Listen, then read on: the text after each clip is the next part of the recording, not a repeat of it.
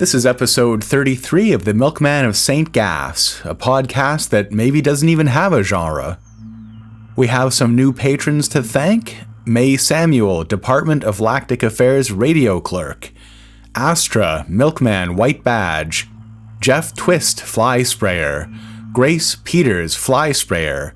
And thank you also to Roberta Leibovitz for buying me a coffee on coffee.com.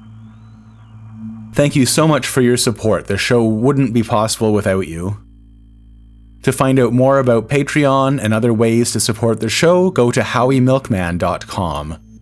Also, feel free to come say hi on Discord. There was a heated discussion over the past few days about various kinds of milk containers, cartons, bottles, and bags, and the significance of different colors of caps for milk bottles. You can find a Discord invite on the website or on my Twitter bio at Howie Milkman. And now for the episode, number 33, Birthday.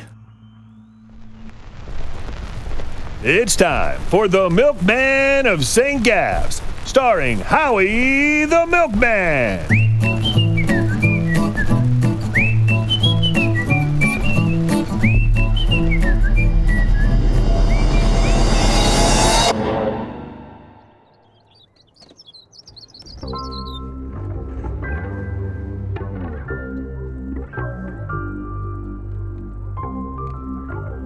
Peckerhead would be the best way to describe the guy, but no, I didn't have anything personal against Mr. Billings. He was just doing his job, I suppose. And yet, he was found dead the next day, and no one was ever charged? I don't think anyone was charged. I'm pretty sure they just concluded that it was a wild animal. We did have all those wolves a few months later, you know. Did you know about those? No. A bunch of wolves started attacking everyone in town. We went into the woods where it was all dark on the edge of the city and flushed them out with guns and brooms. I see. And then a flash of genius crossed my mind. You know, that's probably what happened to your old teacher, Professor Florsham. I bet he wandered out of town and the wolves got him. I was pretty pleased with myself for this explanation, but Professor Lammy looked really aghast. You're probably wondering why Professor Lammy was riding along with me in the milk truck today. First of all, it wasn't a real milk truck like on St. Gaffs, but a smaller vehicle that would fit down the narrow lanes you find all over Mingsbite. Listen, Professor, if you want to know what it's really like, why don't you take 4 bottles and go drop them off at the next stop? Just knock, and when the lady of the house opens up, just give her a pleasant hello and drop the bottles inside the door. I'm really not here for... Oh, I see. Afraid to get your hands dirty like a working man? Oh, all right. So I sat there and watched him get the bottles out of the back. I just eased into the seat and took it easy while the old guy did my work for me. I looked over and he was having some sort of chat with the woman. He was really getting into it. Hey, Professor, you forgot the empties. Empties?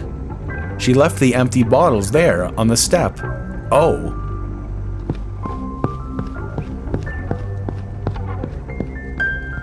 So he went back to get them. For a brilliant professor, he sure didn't catch on quick. But I forgot. I was going to tell you why he was riding along with me. It's a bit of a long story, and I'll have to go back a couple of weeks to that conversation with Stan. Now, a lot of people are scared of Stan, and there are all kinds of rumors about him. He seemed to be in a lot of places at once. But to me, he just seemed like an industrious guy, and pretty down to earth too, with me at least. I mean, he insisted that I call him Stan instead of Mr. I don't even know his last name, come to think of it. But anyways, he really treated me with respect, and he knew how to get the best out of his employees.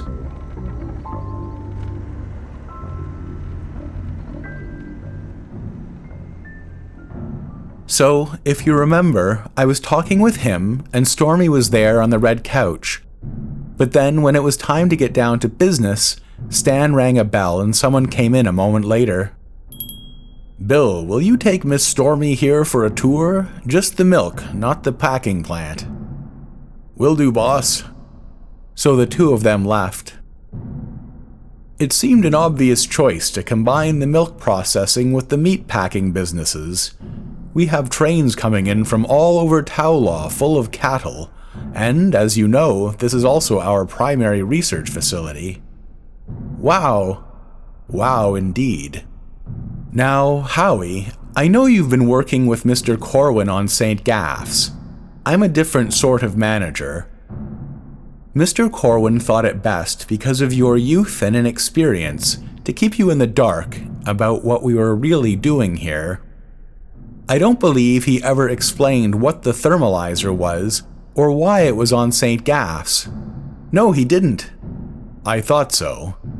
My philosophy, Howie, is that you'll get the best out of your people if they know what it is they're working for, if they have a clear goal in mind and feel like they're part of something important. That makes a lot of sense, Mr. Stan. Stan is fine. Think of it this way.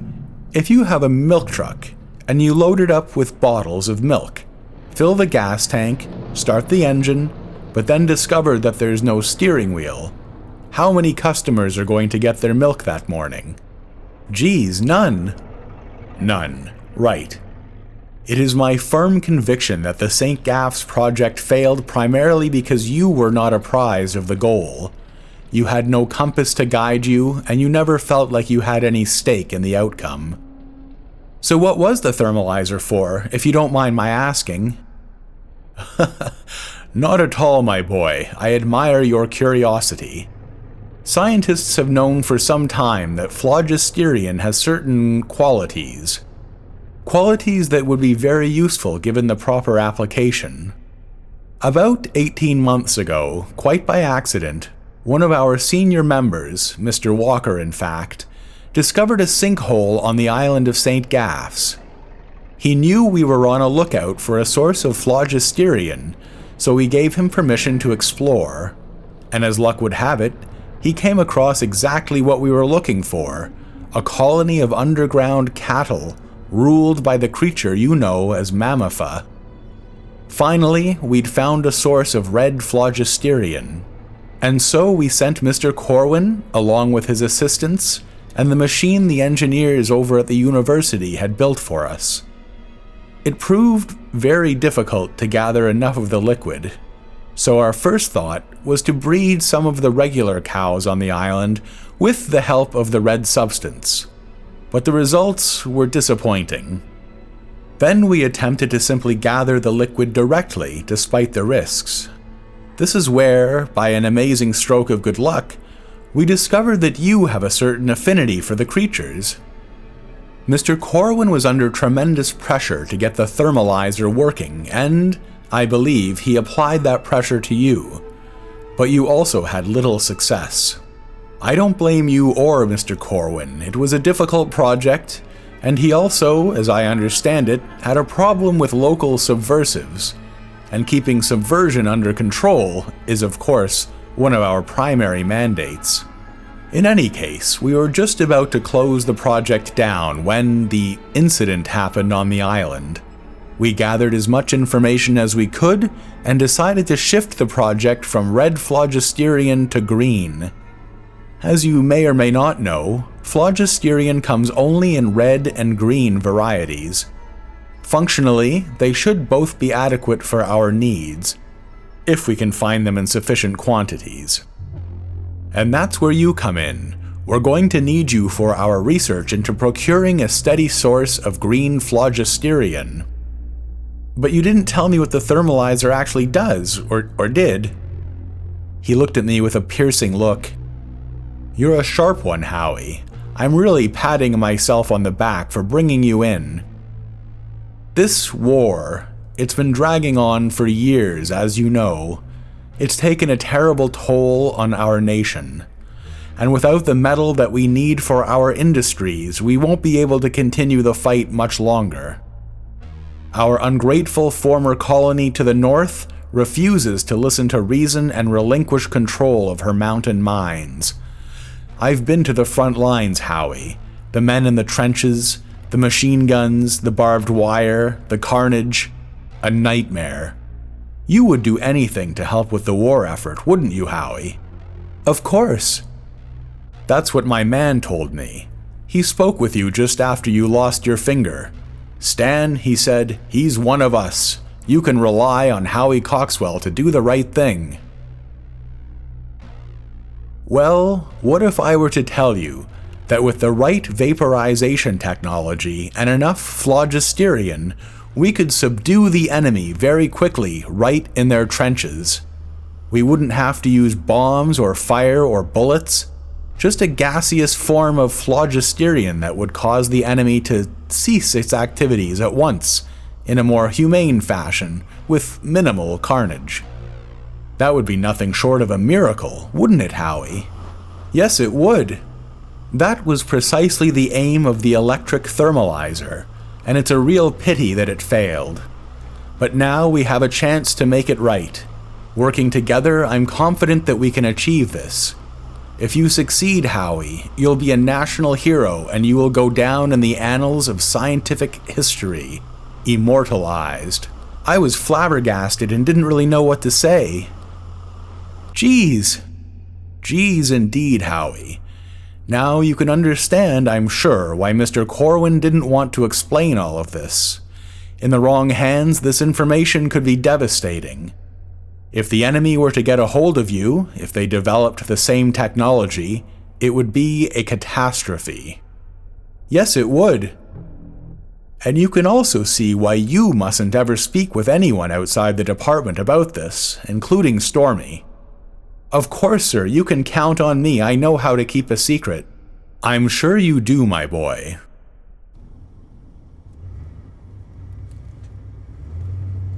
He went on to explain that the Department of Lactic Affairs had partnered with the University of Mingsbite, and that I'd be working with their guy on the project. You guessed it, Professor Lammy. But Stan also said they didn't want to rush in right away. We had to do this right, and sadly, there was a lot of attention on me from the authorities. So the first week, I was just supposed to get settled and get a handle on my new route. Then I was supposed to report back to the labs Friday after work. But I was allowed to take the rest of the day off. So Stormy came back to the office and Stan got Bill to drive us to our new house in a big black department car. So did you see the milk stuff? The giant vat? Yeah, it was interesting, she said. Stan seems really nice. He does, a real gentleman. Did he explain why you have to go all the way out here instead of working at the nice building downtown? Yes, but it's totally top secret. It's about the war. She didn't seem too interested. Maybe one day we'll get a car like this, she said. Maybe. She was a lot more excited about the house. It was just a simple row house, sort of like my mom's place. It was furnished and we had to open the windows right away because of the stuffiness. And there were a few holes in the walls. It looked like someone got into a fight or something before we moved in. Bill also gave me an advance on my paycheck, and for me at least, it was a lot of money. So we set to work cleaning the place up.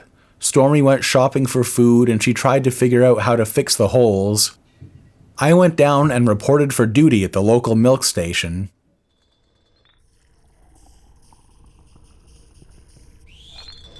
Listen, Coxwell, I know who you are and what you're doing here, but as long as you're working for me, you'll show up on time. You'll deliver milk on time, and I don't want any weird crap going on around my station, understood? That was Mr. Dwyer. These milk station bosses were all the same. No need to worry about me, Mr. Dwyer. I know what I'm doing. He gave me my route, 500 pints. Not too bad, and not too far from my old neighborhood. I knew a couple of people on my route, and they were pretty shocked to see the big town boy who went away to make good, now back as a professional milkman. I was also surprised that on Tuesday, I saw Granard out collecting trash. It was garbage day. He was dumping cans into the back of the garbage truck. Hey, Granard! His face darkened when he saw me. What are you doing here?" "As if you don't know, 2 shops destroyed, the bank took the rest." He just walked off following the garbage truck. It's the kind of thing that makes you think. One day a successful business owner, the next he's the dust man. The wheel of fortune just keeps spinning around in its funny way, and you never know where it's going to take you. Still, it was nice to see a face from back home. Maybe I'd even invite him to my birthday party. It was coming up pretty soon, next Friday actually, and I was betting Stormy had some surprises in the works. But this Friday, after my rounds, I had to go to the experimental labs. Bill told me that I could actually take the tube most of the way. They'd built some new stations out that direction since I'd been gone, I suppose. On the train, I kept looking around at everyone. Middle-aged guys and women on their way here and there, thinking their own thoughts without a care in the world about their fellow man, and not one of them had any idea about the seriousness of what this lone milkman was up to, hurtling through the tunnel on a mission to save the nation.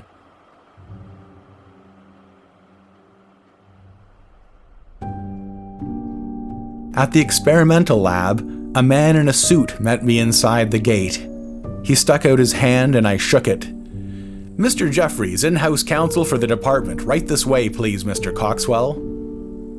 That seemed a bit odd, but he escorted me to a little building not far from the quartermaster's hut and the 3 mounds of earth. He showed me into a little office where a smiling, kindly doctor in white was waiting.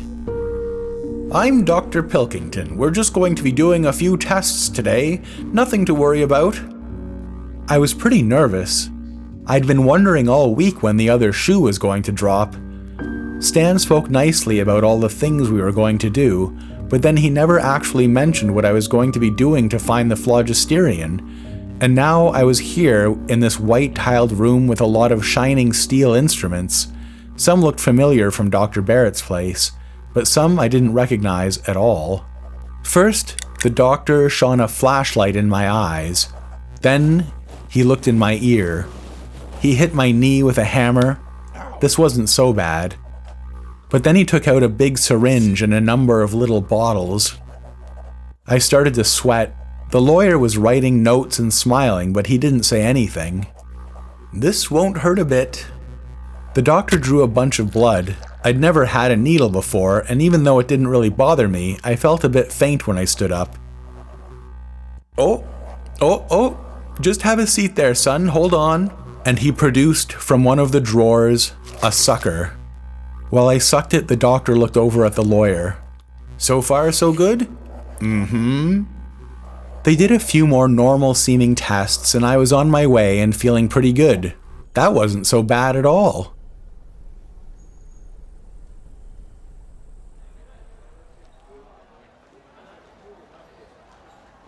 The weekend was my first taste of urban domestic bliss. Stormy wanted to get some new glasses for the house, so we walked downtown and poked around the shops. We got fish sandwiches at one of the big department stores downtown. I felt pretty old and responsible watching the shop girl wrap the new glasses up in paper and handing them to me. This, I thought to myself, is what life is all about. Stormy seemed calmer than she'd been for a long time, which was a relief.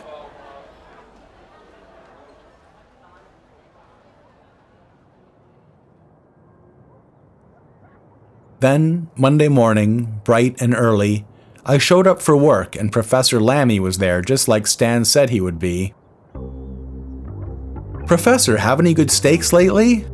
"Oh yes, stews back on the island. Those were good, weren't they?" "They sure were. You okay, Professor?" He was yawning every 5 seconds. I guess he wasn't used to getting up at 4 or whenever he had to get up to make it over here on time. He hopped into the milk truck and off we went. The first couple of days he asked me a few questions, but nothing too pointed. He explained that he did research on phrenology and psychology, which is the study of the soul, but now no one believes in the soul really, so it's just about figuring out the brain. In particular, he wanted to understand my brain. As the week went on though, he started getting more pointed with his questions. And Friday, like I also said before, was my birthday. I dropped a few hints and couldn't wait to see what was waiting for me at home. But when we got to talking about Professor Lammy's old mentor, Professor Florsham, things started getting pretty uncomfortable. But forgive me, getting back to Professor Florsham, you mentioned that he might have wandered off and run into some wolves? Hold on, Professor. I went and delivered some milk, wondering what he was getting at. Again, back to Professor Florsham, and I don't mean to contradict you, Howie, but I did actually have a chance to speak with Mr. Corwin and Mr. Frank. Oh, just Frank? I see.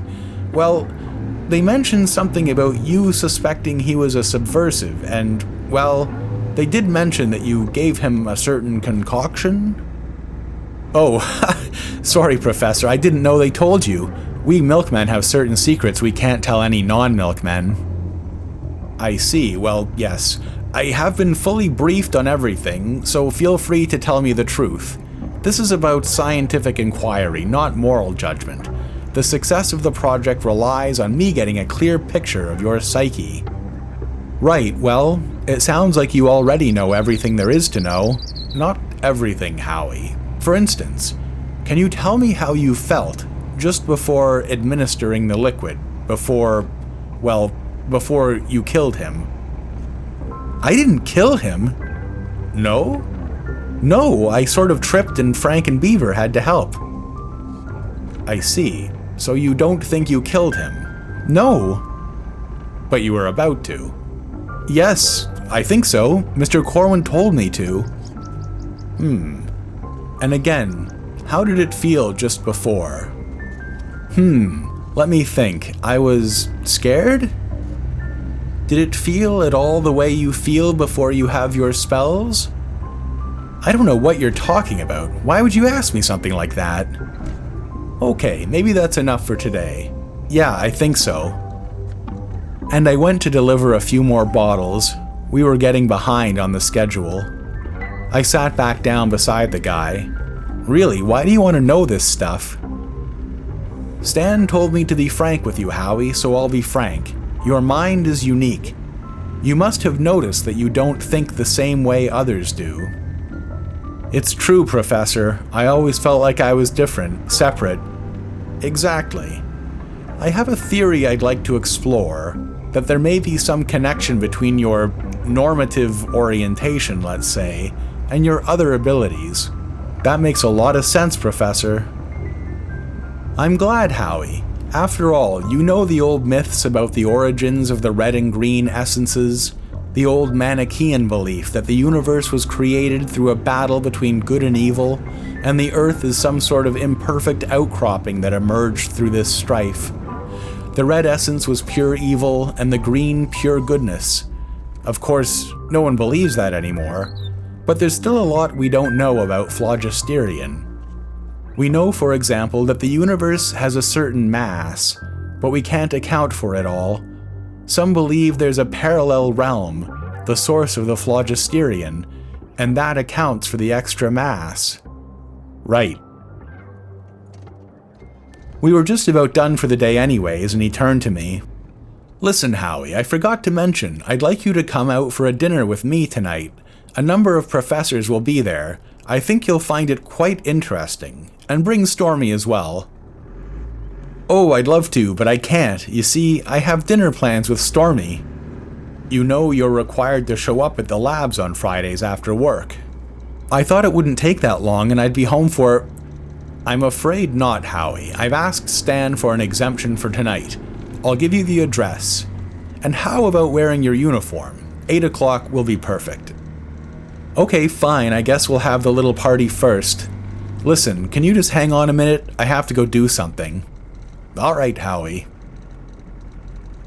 We were on the way back to the station and I pulled over and parked the vehicle.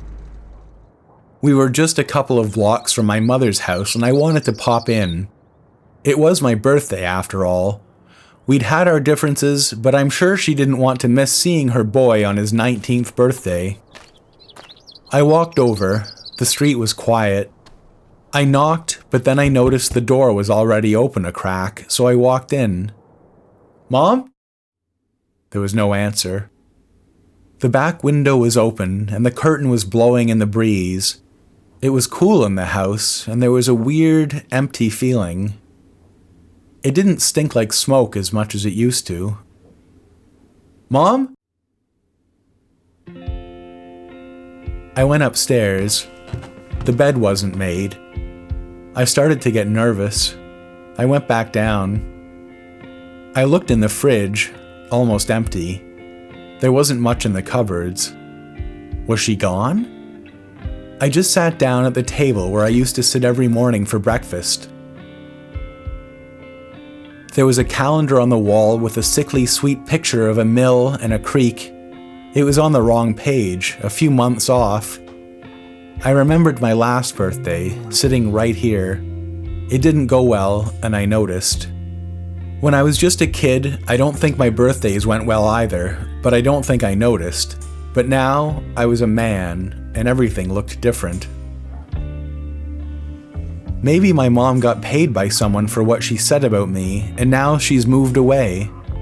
Or maybe something terrible happened to her. Maybe she moved away because she couldn't bear to face the fact that she got me in trouble with the law again, and now I'd be in a trial. Maybe the milkman got her so there wouldn't be a trial. I was just staring at the calendar. Maybe my mom didn't need to know the date anymore. It was weird being here alone. I don't remember ever having the whole house to myself. It occurred to me that I could stand up and spin around and yell and do anything I wanted now that they were gone, but I didn't. I just sat there. That mill and that creek really bothered me. I got up and tore the calendar off the wall. It made a thin, stupid sound, and I thought I was being childish to do something like that. I punched a hole in the wall. It hurt like hell, but I refused to yelp. I thought I might sink into a spell, but the ground here was firm and hard and real as any ground I'd ever stood on. But something was really bubbling up inside. And then, just like that, my mother walked in the door with a paper bag of groceries. "Howie, you scared me nearly to death." "You accused me to the police?" "Oh, Howie, they pushed me into it, those newspaper men." "You think I did it?" All of a sudden, an old familiar feeling came over me, but the ground stayed still. "I didn't know. If you'd been here, we could have talked about it, but you just disappeared. What was I supposed to think? Oh my God, what happened to the wall?" I just walked out the door. There was nothing going through my mind at all. I went back to Professor Lammy, who now was standing on the sidewalk looking at his pocket watch impatiently, but I really didn't care. "Howie, where have you been?" I hopped in the milk truck. "I was just telling my mom it's my birthday." "Your birthday? Oh, I didn't know." We drove back to the station, not saying a word. That night we got dressed up, or Stormy did anyways, and made our way to Winterville, the neighborhood where the University of Mingsbite was, and where this professor lived, Professor Manstone. Anyways, Stormy and I ended up getting in a terrible fight.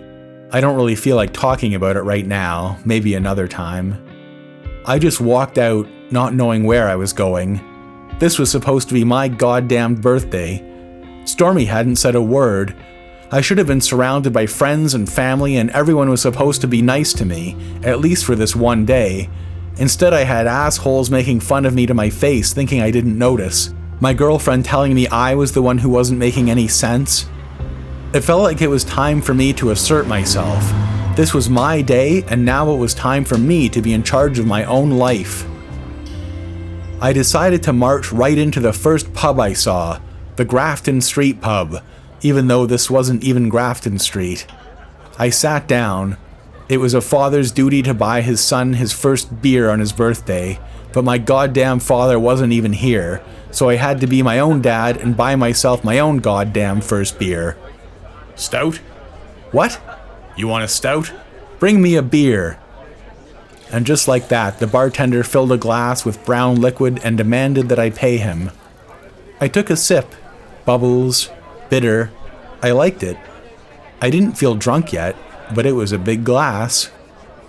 A guy was sitting next to me with long hair, and he was hunched over like he'd been carrying boulders around all day. "I can see you're having a rough day, boy. You got those wild eyes, the fire of youth. I tell you, I've been in the can 5 years, and I just got out 6 weeks past, and I tell you, life ain't much different than the clink. First, you can't believe you're in there. Then you just find some way to get through it without too much trouble until it's time to go. And that's just about all there is to it. That and looking over the ladies, am I right?" And he bumped his nearly empty glass against my shoulder and smiled. A woman did just walk by, but it turned out that she was the singer and guitar player for the bar. Dark hair like Stormy's. She walked up on the stage and got her guitar ready. "Something, ain't she?" And then she sang a song, my birthday song.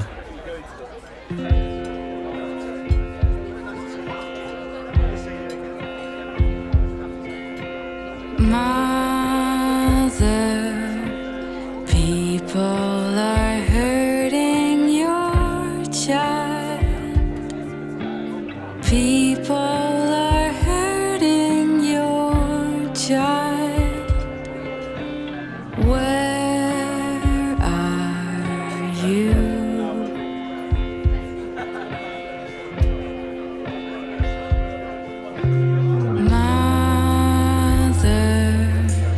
Didn't you hear what they said?